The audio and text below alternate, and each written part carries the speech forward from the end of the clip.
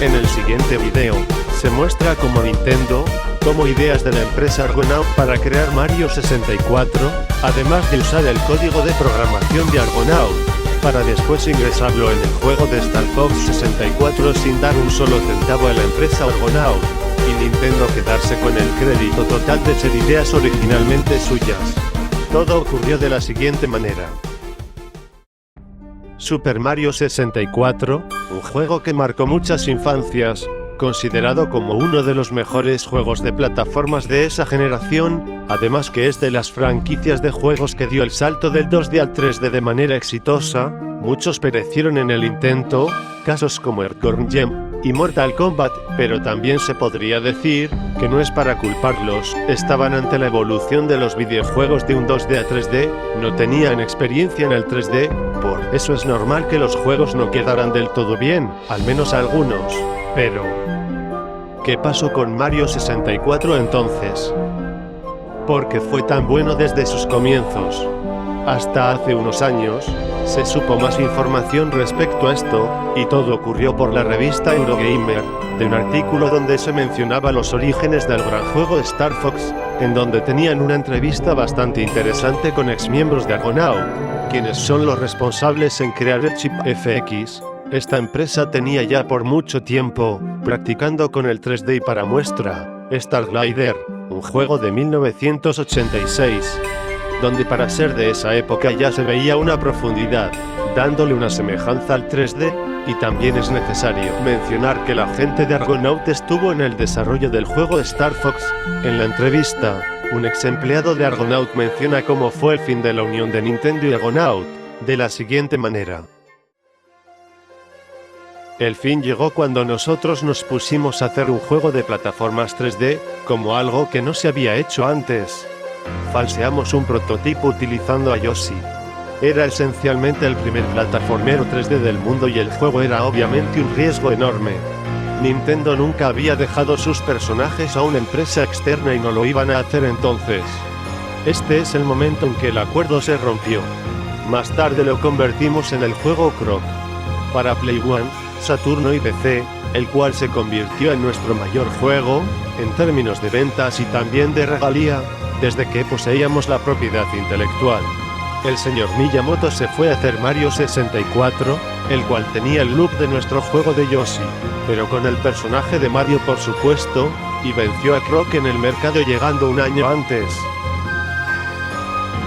Esto indica con claridad que Nintendo vio interesante el juego de plataformas 3D de Yoshi, pero no lo quiso realizar, por algún motivo que tendría Nintendo, y después de romper contrato con Argonaut, sacar el proyecto del baúl y crear Mario 64, pero claro con perfecciones, un mejor control del 3D, con las cámaras de la Kitu, un mejor mando, todo esto gracias al prototipo del juego de Yoshi en 3D.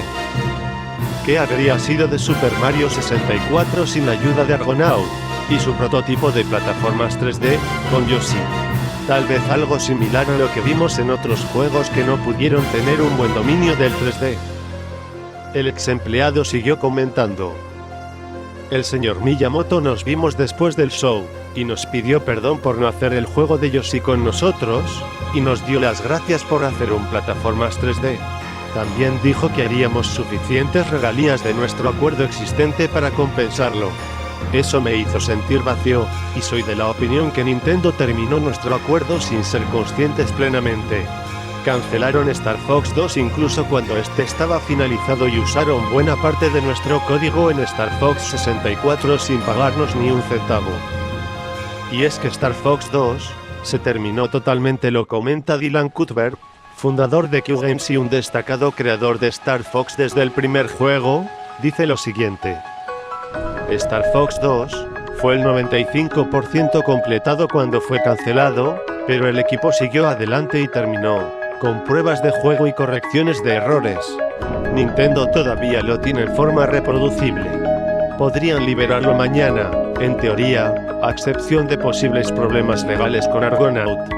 Miyamoto estaba muy interesado en las secciones de plataformas en 3D de Star Fox 2, Arwin podría transformarse en un robot, y algunas de sus ideas podría haber servido como fuente de inspiración para las ideas clave, finalmente visto en Super Mario 64. Por último, comenta un ex empleado de Argonaut lo siguiente: ellos también quemaron algunos de nuestros mejores programadores como Dylan, lo cual fue inevitable. Desde que habían vivido en Japón durante tanto tiempo, sabíamos que no iban a volver pronto. Le enseñamos a hacer juegos en 3D, y les dejamos el legado permanente de ser capaces de hacer esos juegos.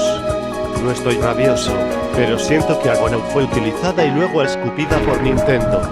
También siento que nos infravaloraron, podríamos haber hecho mucho más. Teníamos hecho un sistema de videojuegos de realidad virtual llamado Supervisor, el cual hubiese sido impresionante, pero en vez de ello cancelaron nuestro proyecto, el cual era en color al 100%, tenía mapeado de texturas 3D, y lanzaron el fracasado Virtual Boy en su lugar. Esto fue lo que se comentó sobre la entrevista con los ex empleados de Argonaut, y de hecho, tal como se comentó, sabían que los programadores de Argonaut no regresarían pronto de Japón, ya que Dylan permaneció tanto tiempo en Japón que incluso se casó con la hija de Miyamoto. En base a esta entrevista, podemos darnos alguna idea de lo que pasó en el desarrollo de estos juegos, el cómo se creó Mario 64, Croc y Star Fox 64. ¿Tú qué opinas respecto a esto? ¿Crees que Nintendo abusó de Argonaut? Deja tu comentario. En la descripción del video te dejo un enlace sobre el artículo mencionado.